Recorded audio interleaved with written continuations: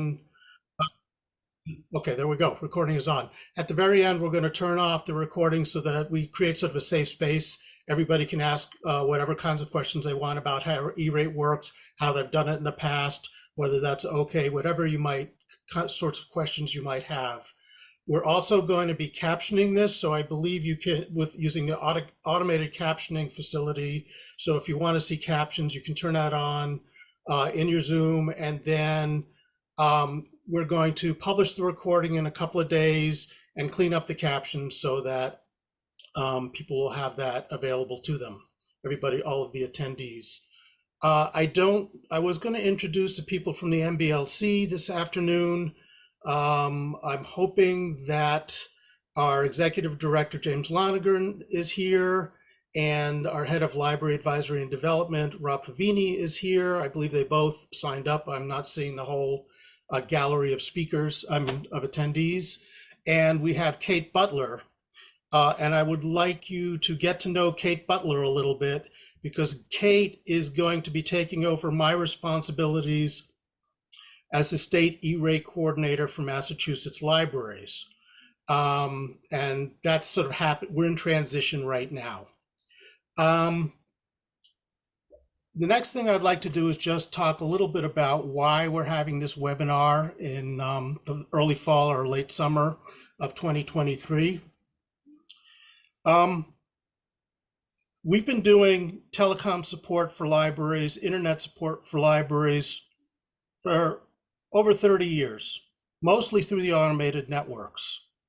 But what we found is that libraries always could be doing more and want to do more to provide robust internet access, equipment such as public computers, Wi-Fi access points, the whole infrastructure that's necessary for you to deliver digital services. We found that out during the pandemic.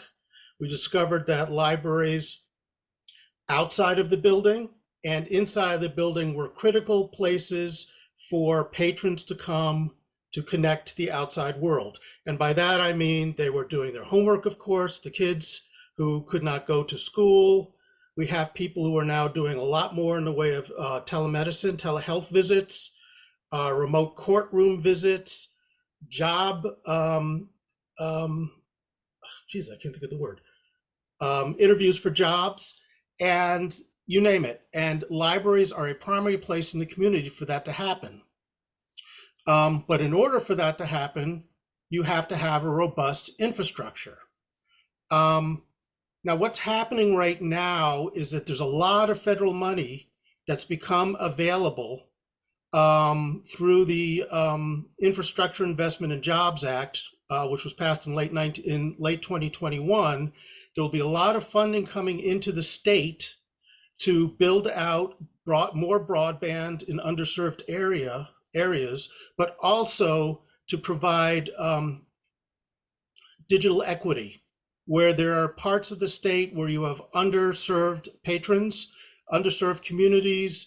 There are many, many organizations, state agencies under the aegis of the Mass Broadband Institute that are doing a plan right now. It's called a statewide digital equity plan.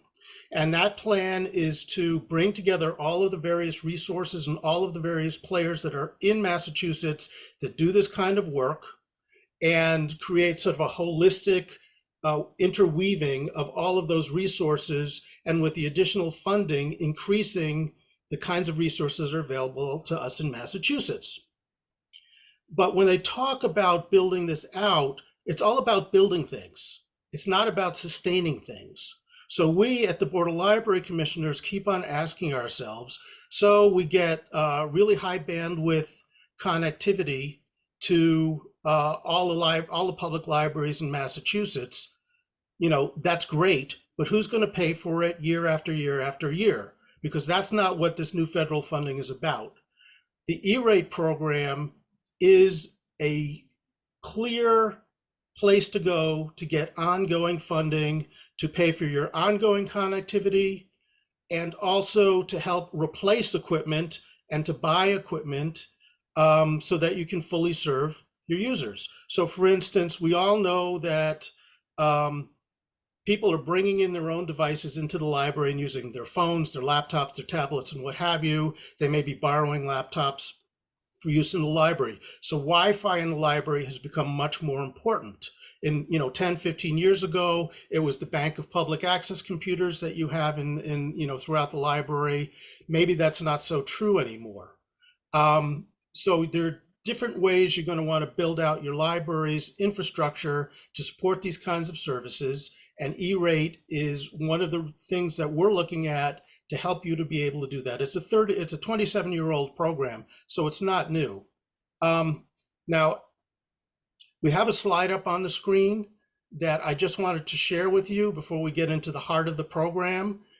We did a survey back in the spring where we had about a third of the public libraries respond, and we were asking them, what kind of internet access do you have that is not provided by your automated resource sharing network, your CLAMs or your Celia Mars or your MBLN or Minuteman, et cetera.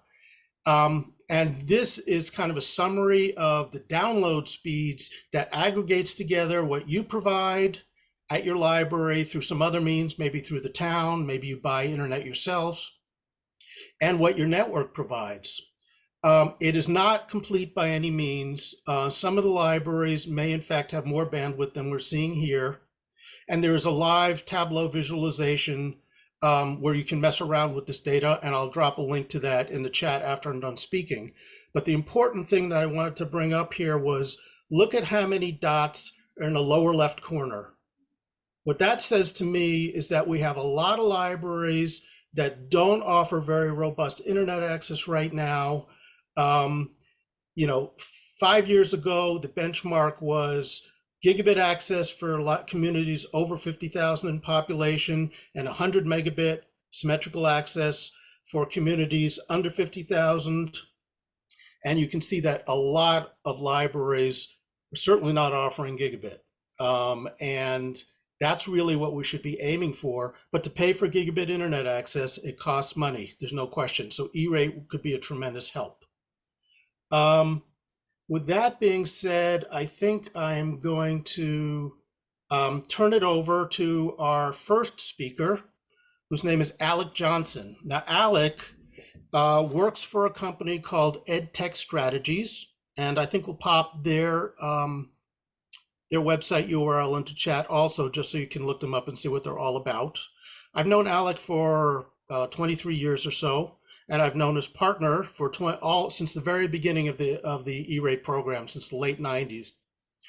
EdTech Strategies is a company that we hired last spring to provide sort of high-touch support for libraries doing E-Rate applications, and to provide webinars and training and guidance as you go through the process. So Alec is going to talk about the basics of E-Rate today, and then there'll be further webinars throughout the year that get into much more detail.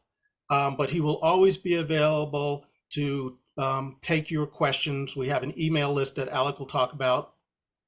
And with that, I think I'm just going to turn it over to Alec, and you can pick up anything I missed. Thank you. Paul, thank you so much. I really appreciate that kind introduction. It's hard to believe that we've known each other for 20-some years now, but it is true. For those who didn't know, Paul is looking at retirement in the near future, and his gain is going to be a tremendous loss to MBLC and to Massachusetts libraries. But Kate is going to be stepping in to his role. They are big shoes to fill, but I will do my best to help Kate do that going forward. And of course, we will try and pull Paul in when we need him going forward as well. So just a quick preview of what we're going to talk about today. I'm going to do a quick overview of the E-Rate program, just for anyone who doesn't have the background and experience with the E-Rate, and cover just the real basics of it from the 5,000-foot level. We're then going to do a roundtable talking with 3 Massachusetts libraries who have participated in the E-Rate program over the last couple of years. Give them the opportunity to share their story about what the E-Rate has done for them, what the challenges are that they've had to overcome, overcome and how they overcame those challenges. And we'll then finish off by talking about some of the resources that are going to be available in the very near future coming from MBLC.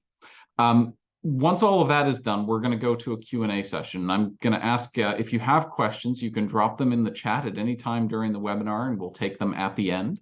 Or you can wait until the end of the presentation. We'll then open up the floor. As Paul mentioned, that Q&A session is going to be a safe space. It's not going to be part of the recording of the webinar. And if you have any questions about your past participation or questions about the program that perhaps you didn't want to share with the whole world, you can share them during that Q&A. And that will be just between all of us here in the webinar.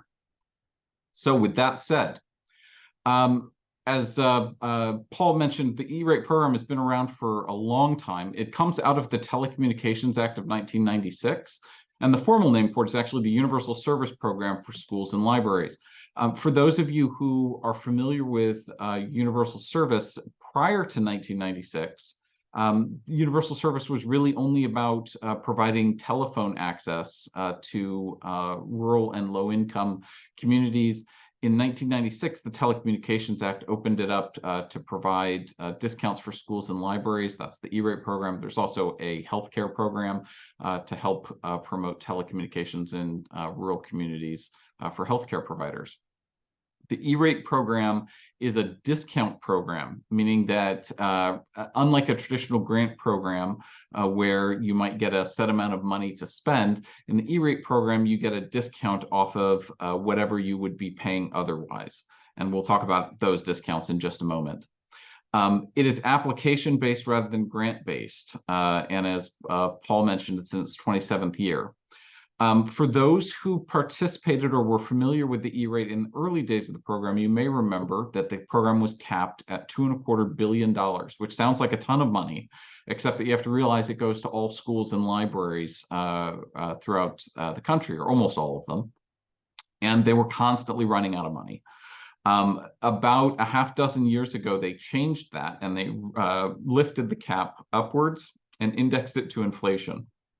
So we now have about $4.7 billion available each and every year for E-rate discounts.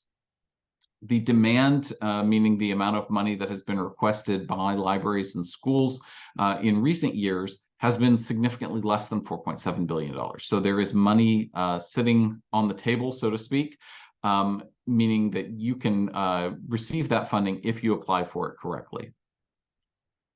As I mentioned before, it's a discount program, and those discounts for libraries will range from 20 to 90%. The discounts themselves are based on two different factors. The first is the level of poverty in your local community, and the way that that is measured is a little bit interesting.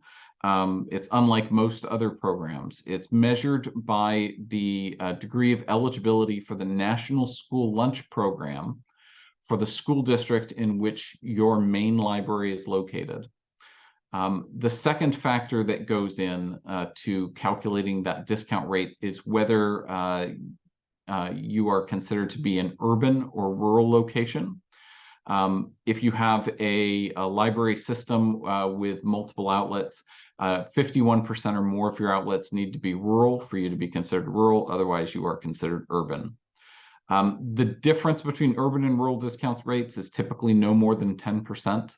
And all of the information about your discount is collected by USAC and is tabulated in an online portal system that we can talk about during the Q&A if folks are interested.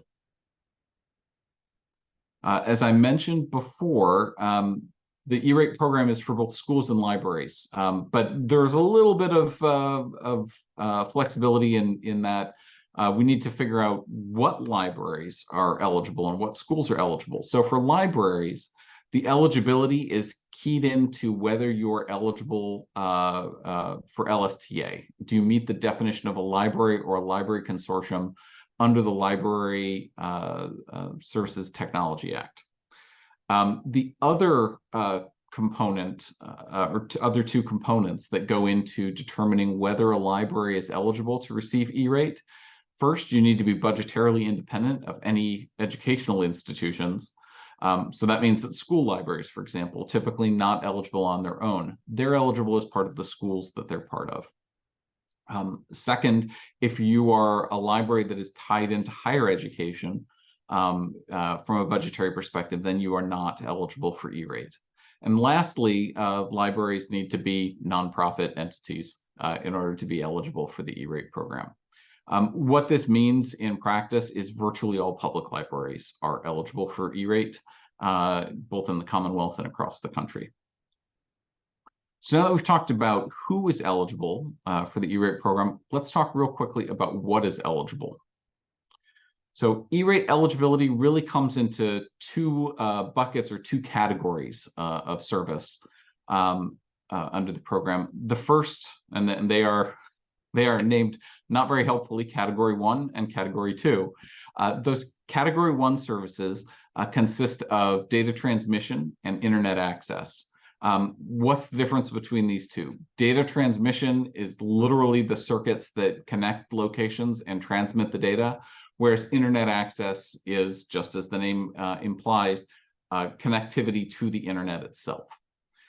Under the E-rate, there are no limits to the speeds that you can apply for to get discounts on. There is one important distinction that you need to be aware of between data transmission and internet access, which is that the Children's Internet Protection Act, or CIPA, which we'll talk about quite a bit during the trainings that will be happening later this fall. CIPA applies if you are receiving discounts on internet access. It does not apply if you're receiving discounts on data transmission. The second category of service is what used to just be referred to as internal connections. They've expanded that a little bit, so it's now internal connections, the basic maintenance of internal connections, and managed internal broadband services. And the easiest way to think of this is that it is all of the network components that are necessary to transfer connectivity from where it comes into your building to computers themselves. So it includes things like network equipment and wiring. So devices on your network like routers and switches are eligible. Wi-Fi access points and Wi-Fi controllers are eligible. Firewalls are eligible with some limitations. Racks to hold all of your equipment are eligible. Things like licenses to make all of that necessary eligible equipment work. Those are all eligible for the E-rate program. There's also a secondary group under that Category 2, the basic maintenance of internal connections, which essentially means just what it says, the basic maintenance of those network components that are eligible for the E-rate program. So it's maintenance and support that might be provided by a third party, and that can include in some instances, licenses that you might need, for example, for ongoing support of your devices.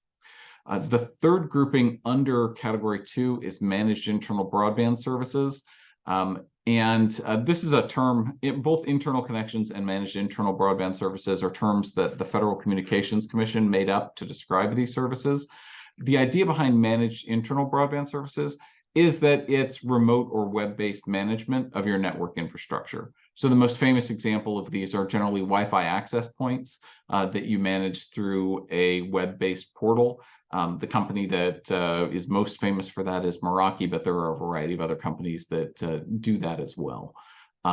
So that's also eligible under Category 2 as a managed internal broadband services. Like internet access, all of the services that are offered under Category 2 are subject to the requirements of the Children's Internet Protection Act. And again, we'll talk about that during subsequent trainings in some detail.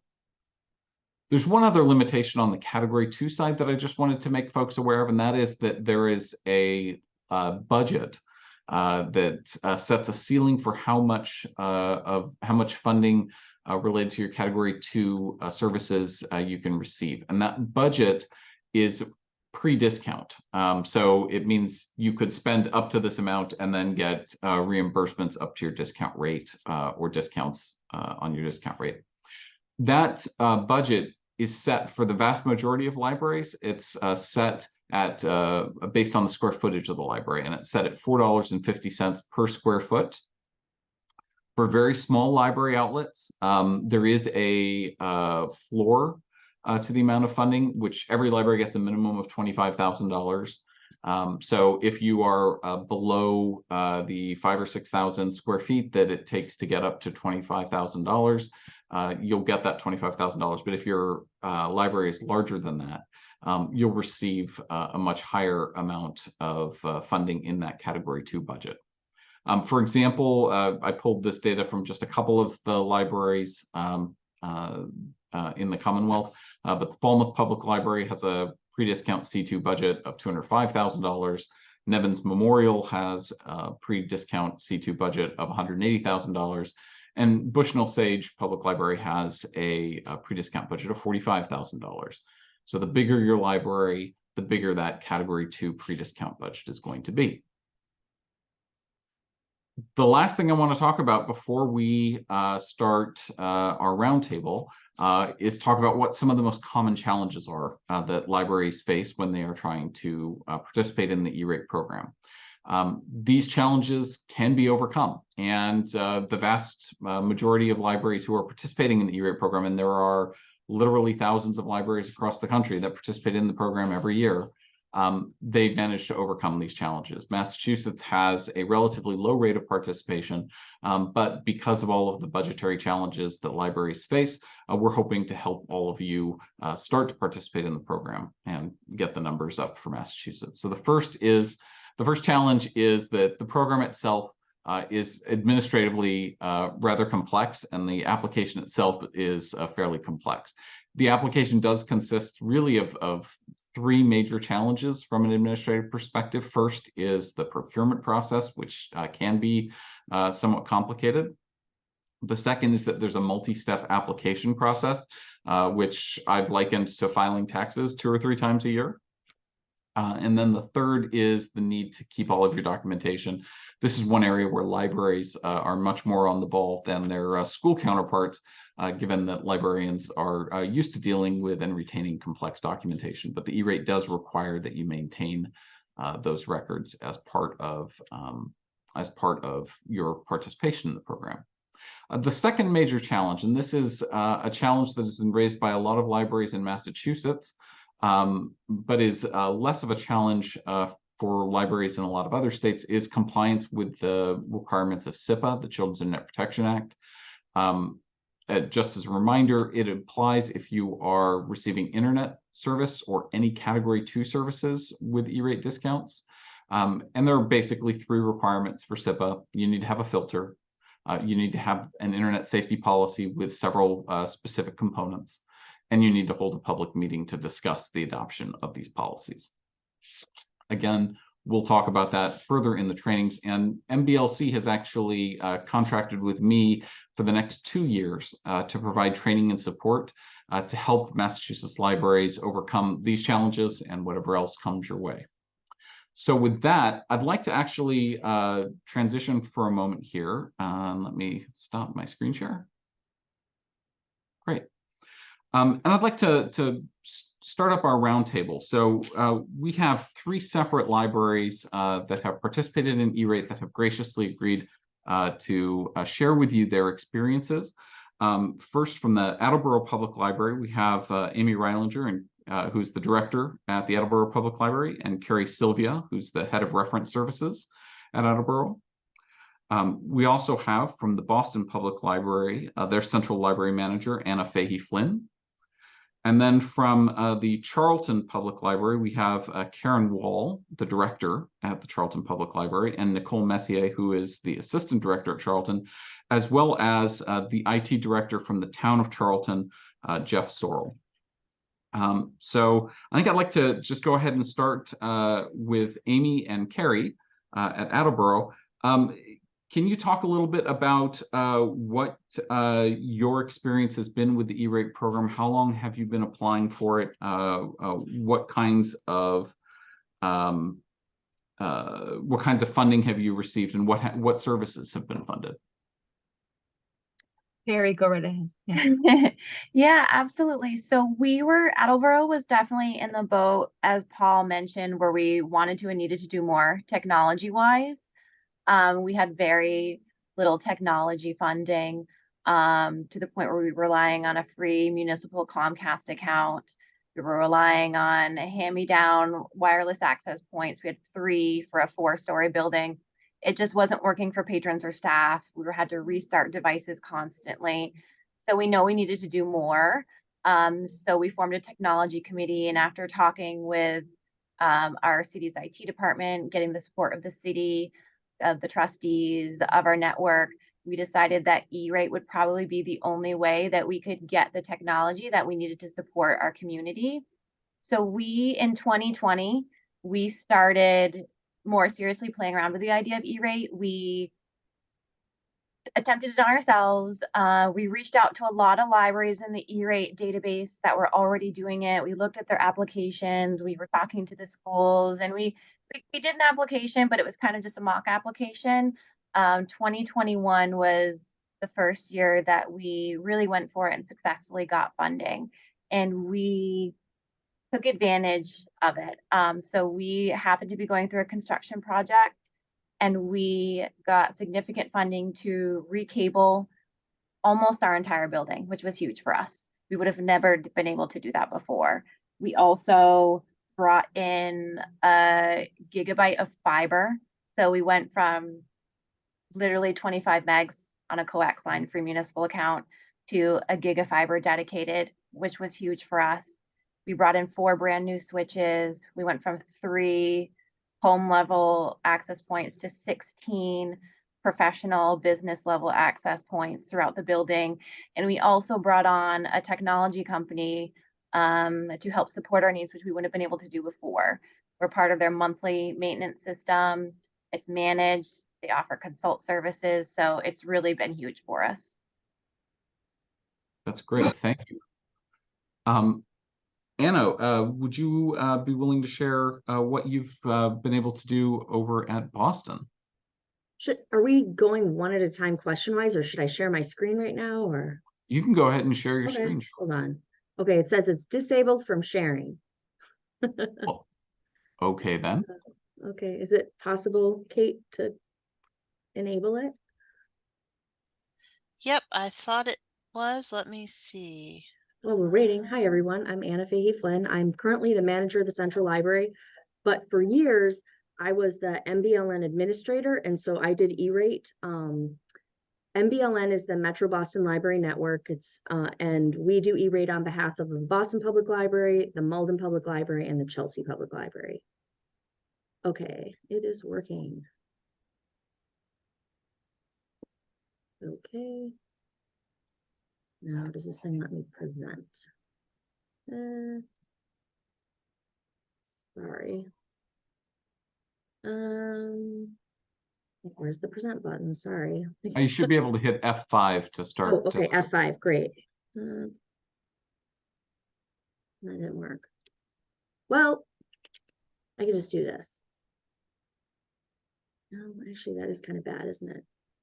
Oh, sorry, this Teams thing has messed it. Everything is linked to Teams now. Anyway, I'll just do this. So this is what I said before. So MBLN is, as I mentioned, is the Boston Public Library, the Malden Public Library, Chelsea Public Library, Fisher College, Newman School, and the Boston Public School libraries. And the highlighted ones, which are the public libraries, are the ones that are eligible for E-rate. And we are very, I guess, lucky, but sort of unlucky, I guess, too, to meet the poverty criteria, to meet 90% for category 1 and 85% for category 2. And some of the services which we have been doing, and we've been doing E-rate, I don't know if we started at the beginning, but if it wasn't at the beginning, it was pretty close. So our high-speed internet has always been as fast as was as fast as it could be. So money has never been an issue for us because it's always been 90% paid for. So that has been huge. We've upgraded whenever the fiber made it possible to do so. We also get network support, our firewall licenses, our wireless access point licenses. We do major network infrastructure upgrades through E-rate. We do switches as well as switch support. Those are just some of the big categories. This is kind of an idea of 2021 through 2023, some of the lines that these are the applications that we've submitted, and it really adds up to quite a bit of money. And there's no way in our budget that we could ever do this without E-rate. And this enables us to keep our systems just as good as we can possibly make them. So you can see, like, you know, we did network switch upgrades in 2021 of 141 switches. So that would have been throughout the BPL as well as Chelsea and Malden. And the amount of funding, like, that is a huge amount of money, but when you only have to pay 15% of that, it makes a big difference. So for the next one. So I know that for a lot of libraries, the filtering is a big issue. And we've been filtering for a very long time. And as like time has gone on, the filtering software has become very, very, what is the word? You can really go into great detail on what you're actually filtering. These are the major categories that we filter for. There's 95 possible things that you can filter for. And not all of these are technically like SIPA required, but we thought for things like militancy and extremist and like spyware, phishing, like, we don't want our patrons being subjected to that. So we filter it out. I think a lot of people worry that, like, you're cutting off most of the internet, but I can tell you, maybe unfortunately, that we still have complaints every single day about people watching porn on our computers. So they're still finding it somehow. We do also have a process where people can request to have things made available that are currently blacklisted. And the only thing that, like, most of those are hardcore porn. We do not approve them. The Nicki Minaj Anaconda video, that was filtered and we made it available. So, like, I tried watching it just before this just to make sure, and it still plays. So some advice I've had, or I would give for doing E-rate for so many years, is start early. And when I say early, I mean, like, I'd be starting right now to think about what you're interested in applying for, so that, because it can take a very long time, especially when you have city agencies you have to deal with. And, like, we are very lucky to have our in-house IT department, but if you didn't, I mean, it's a process. For preventative maintenance, whenever possible, try, like, we've had years where somebody's switch broke in the middle of the year, and so we've just had to replace it. But we try to replace them on, like, you know, a set schedule, so that we don't have to pay out of pocket, like, for the full price. We can instead get one that's, you know, 85% off. We also try to do as many 3-year contracts as possible, because once you've started that 3-year contract, the next year it is so easy to file. And then the next year after that, it's also easy. My most important thing that I would give for advice if you're buying equipment is label any equipment with the E-rate funding year, like a sticker that is not going to come off. And make sure that you keep, oh, sorry, a typo. Keep track of where all of the things that you put that, like, all of your E-rate funded equipment, make sure you know where that is, because we did get audited once and they are really, really, like, looking for everything. And we had, this was years and years before I was doing the job, but we had bought some sort of equipment, some sort of video conferencing equipment that was E-rate eligible. And when they came, everything was still in boxes in a room. And they're like, well, we're taking it all back because you didn't install it in the time we told you to, so it's gone. And that was really unfortunate. Alec is an amazing resource. We used him for several years, and I would use this 2 years that we have him and call him. But I did do E-rate many years before Alec, and I called USAC. Like, if you have a question, call. Don't, like, just try to guess, because we did have a year where like, the person doing E-rate had changed. It wasn't me, and there was a little bit of confusion, and we ended up losing like $600,000, which was really bad. So I don't want that to happen to anyone else. But that was me. So then stop share. Awesome. Thank you so much, Anna. That was incredibly helpful, and an incredible amount of money that BPL and MBLN have been able to take advantage of over the last couple of years, let alone the 20 years preceding that. We have always been in the category of, we try to take everything possible. because no one else is. And like, it makes a huge difference to patrons when they don't have to worry about, like, we still have tons of problems, but Wi-Fi speed is not one of them. If I could just add something about how wonderful it is that MBLN gets 90% discounts on the telecom. We have state funding for telecom through our account 709506, and we give out about $500,000 a year to the automated networks to pay for connections between libraries and central sites. And if MBLN did not do that, it would break our bank. I mean, the requests right now, we can fund about 85% of what the networks asked for. If MBLN did not get these 90% discounts, it would be down below 50%. So it would affect the whole state. So thank you, Anna.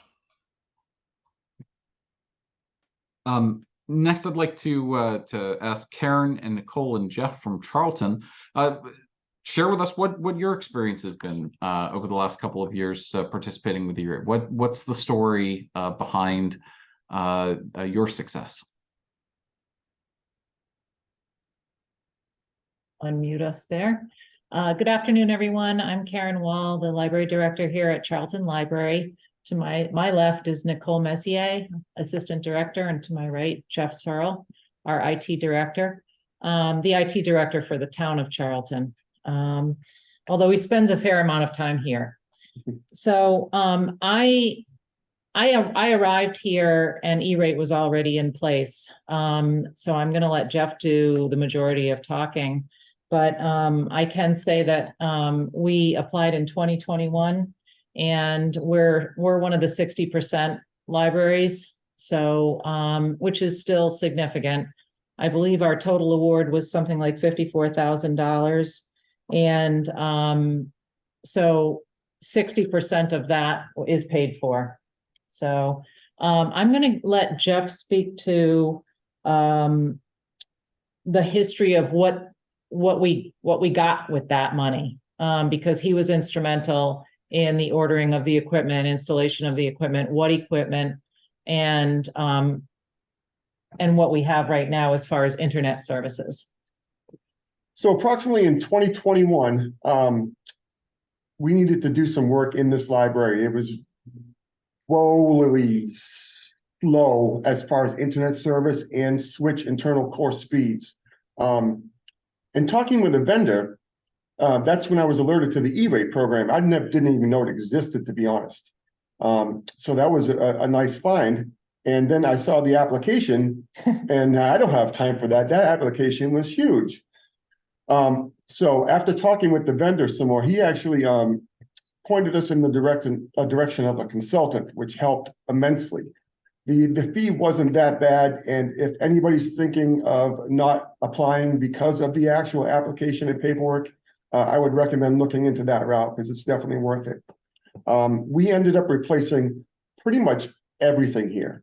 We put in 11 Meraki access points, replaced the core switches, new firewall, and what we ended up doing was isolating the whole patron network from the employee network, so there's no overlap and no possibility of intrusion. The kids are getting smart and they can maybe backdoor into it if there's something left open. So we have two separate networks to be able to take care of the security aspect of it. It also covered all the wiring that needed to be done and any electrical for all the new equipment. So it was a great deal. And the initial expense for the equipment was 60% covered, and our internet access going forward is 80% covered. So the savings is a no-brainer, like what was mentioned, where once the paperwork is done and we're locked into a 3-year contract now, every year we know what our rate's going to be. It's basically sign here. Do you comply with this? The paperwork is easy after it's first done, but initially, yes, it is a little overwhelming. Yeah. And as far as the SEPA requirements, I didn't do those myself. That would have been my predecessor, but I did do this program at my previous library. So I have gone through the process, and what Jeff said is right. The paperwork part of it was daunting, but the state I was in actually had a consultant that worked with the public libraries, and she did a lot of hand holding, and that was critical for us. I don't think we would have been able to do it otherwise. But as far as the requirements, I did not find them to be terribly. I thought that the identification of what was needed, so the procurement part of it was the daunting part at the very beginning, because like Jeff, you know, just doing an inventory of what your library needs, and then going out and getting the quotes, et cetera. And I mean, it can be as extensive as the telecom company has to run a fiber line to your library. And that can take up to a year, depending on the telecom company. I know it took our library, it took the town a year, the company a year to, you know, they don't like to do it. That's not a high priority for them. So planning ahead is key. If you start now, you know, it's not going to happen next week. I believe ours was a 6-month process, roughly. Yeah, I bet. So it depends. It depends on what region you're in, I think. You know, and also the extent to which you need upgrades in your library. And once all of those bits of the application are done, it's really, you know, the cumbersome part of, you know, doing the paperwork in the application. So if there is someone helping out on that end, that's critical, because, you know, it's a federal application, and I'll let you imagine the rest of that. So once you're at the point where you have to do the, you know, the SEPA compliance, it's a matter of, you know, doing the policy, and, you know, the requirements are not, I don't think the requirements are anything other than what I normally would have done in any other internet policy, quite frankly. So there wasn't anything that I balked at. And like, I forget who was talking about it, either Kate or Anna. The filtering software, ours is done at the firewall level. And the software is so sophisticated now that it has never been an issue at all. Back in the day, maybe, but not now. And then it's a matter of doing. You know, something always gets through, and then you blacklist Exactly. it, and then it changes, and then something new comes along, you have to blacklist that or whitelist. But it's once you get it down, it's maintaining it is not hard at all. Yeah, but it's nothing that we would have let through to begin with. You know, pornography, et cetera. So then you have your public meeting. I don't know about Charlton Library, but at my previous library, no one showed up for that. So, you know, you advertise it and have the meeting, and that's pretty much it as far as that requirement. To me, that was the easiest part of it. I don't know. Do you want me to just go right into the benefits and finish off our bit? Sure. Alex? Why don't you go ahead and talk about what has E-rate meant for your library in terms of those benefits? Oh, well, primarily the cost savings. It's huge. And the coverage of the wireless access points, the Meraki's that we put in are 10 times the whole space and coverage of what we have with the old wireless access points. Now we're inside and out. Yeah, and we frequently have people, you know, using them in the parking lots. We have a sports fields all around us, so we never have any issues with our internet connectivity. It's great, and we do have access points all over the library. We have a couple more that are being installed, and so the patrons are the ones that reap the big benefits from this. Yeah, so like one of the things, I didn't have anything to do with the administrative end of it, but I was like frontline as far as being on the desk and listening to patrons and what they were looking for from the library. And it's huge. I can't tell you how good it feels when you are talking to patrons and you can say to them, hands down, don't worry about your telehealth calls. Don't worry about working from the library. If you want to do your onboarding paperwork, please come in. We've had absolutely zero issues since Jeff installed the access points, primarily outside of our quiet study rooms. It feels good. Like we have to be able to give the community what they want and what they need to move into the future. And we would not have been able to do it without E-rate. I can say that confidently. Yep. So, got anything else you want to say, Jeff? No, I think I'm good. I'm glad we were able to find the consultant really to get the paperwork done, to be honest. and it was worth the fee. Yeah. Yeah.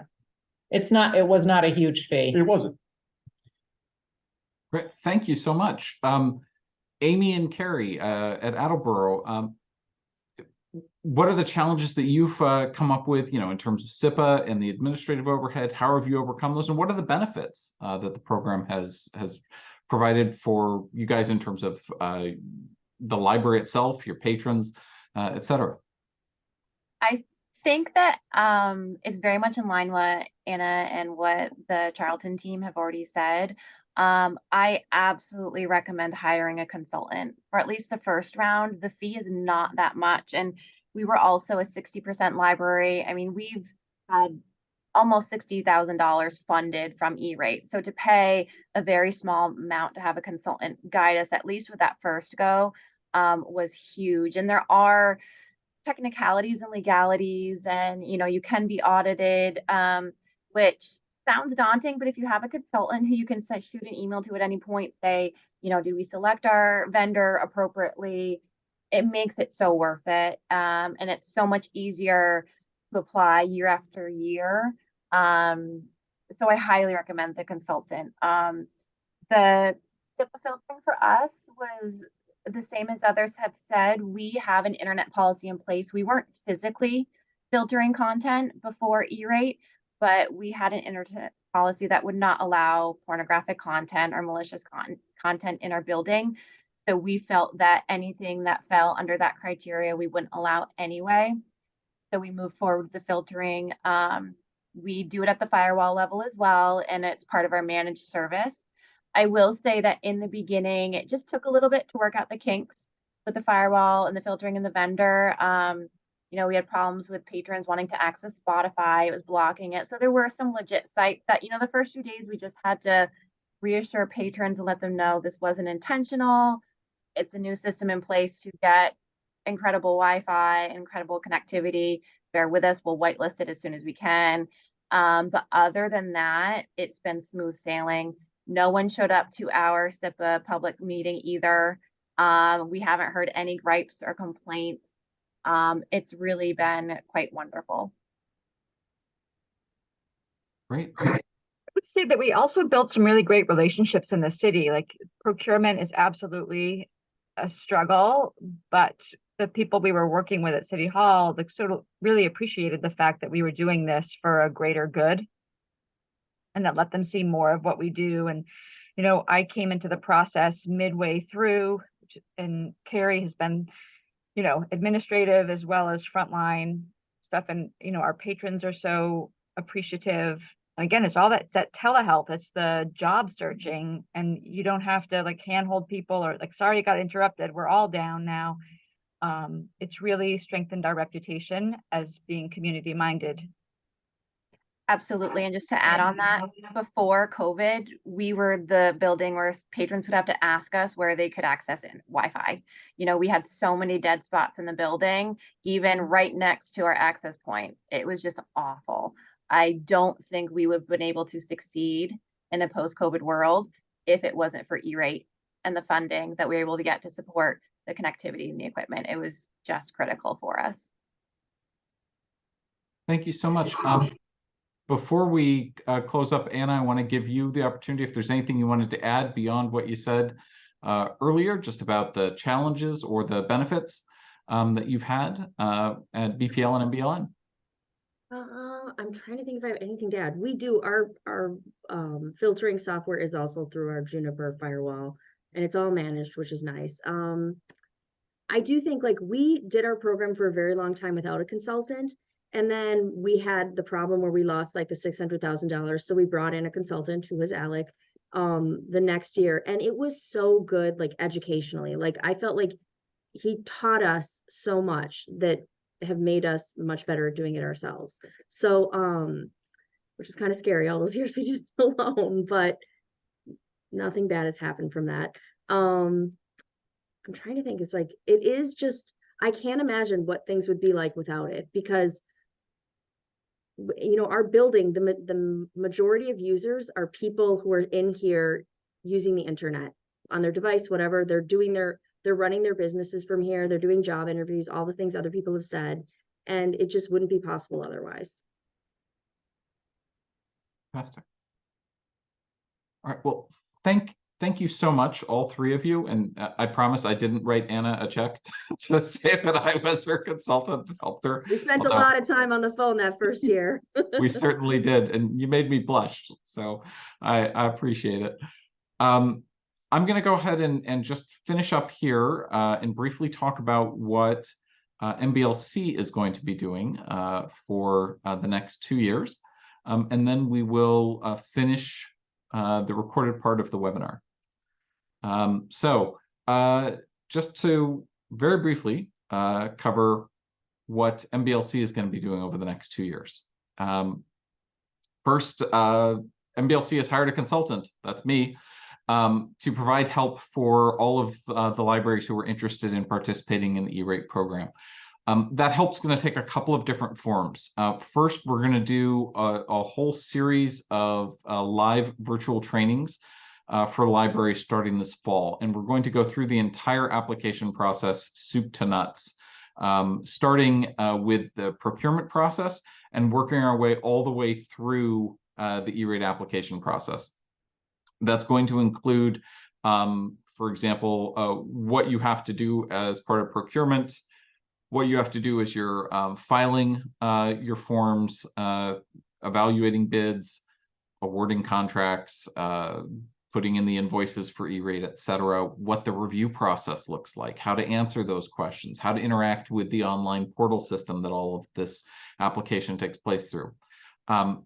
Our goal, as Anna was alluding to in the work that I did with her a couple years ago, our goal is to teach you to be able to do most of this yourself. And even if you do end up using a consultant, you will at least be at a place where you have a strong platform and you know what the right questions are to ask as you go through the process. So our goal in all of this is not just to teach you to fill out the forms, but to teach you to understand the program. In addition to those trainings, we're going to have a mailing list that will be going live, and you'll be able to sign up for it starting today. That mailing list, there's a link on the screen. We will also drop the link in an email that'll go out to everybody after this meeting, so that you'll have that readily available to you.